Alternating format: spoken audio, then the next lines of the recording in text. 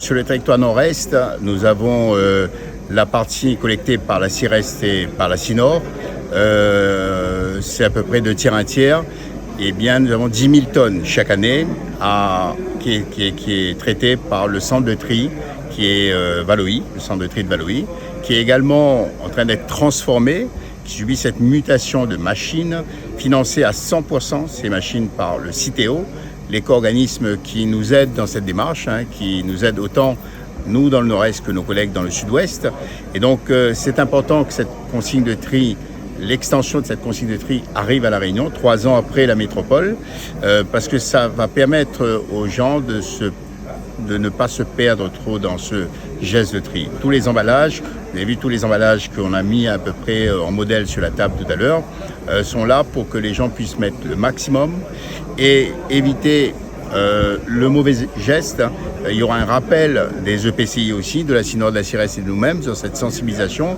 Une communication renforcée sera mise en œuvre suite à cette conférence de presse de ce matin pour que l'ensemble de nos citoyens puissent bien comprendre cette démarche et bien s'adapter à cette nouvelle démarche.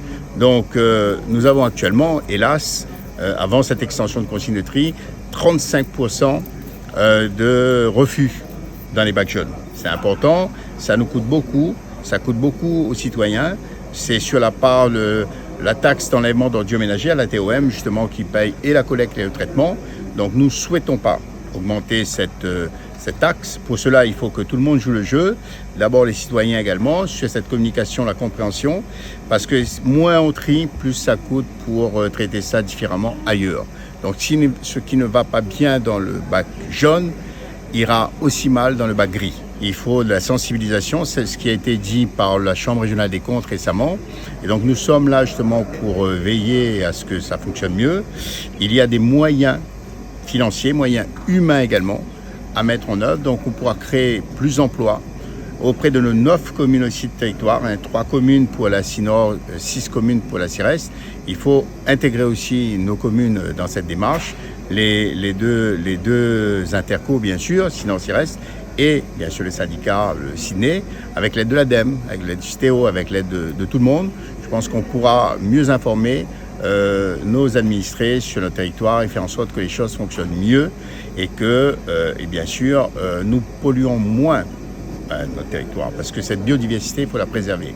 Donc pour cela, il faut que les choses se passent bien dès le départ. En amont, la réduction, la réutilisation, le recyclage. Il y a aussi la sensibilisation, bien sûr. Ensuite, la valorisation matière, valorisation organique, compostage, mais valorisation énergétique aussi, puisque avec Albioma, la nouvelle chaudière d'Albioma à Bois Rouge prendra effet dès 2026. Donc commencera son brûlage mi-2026.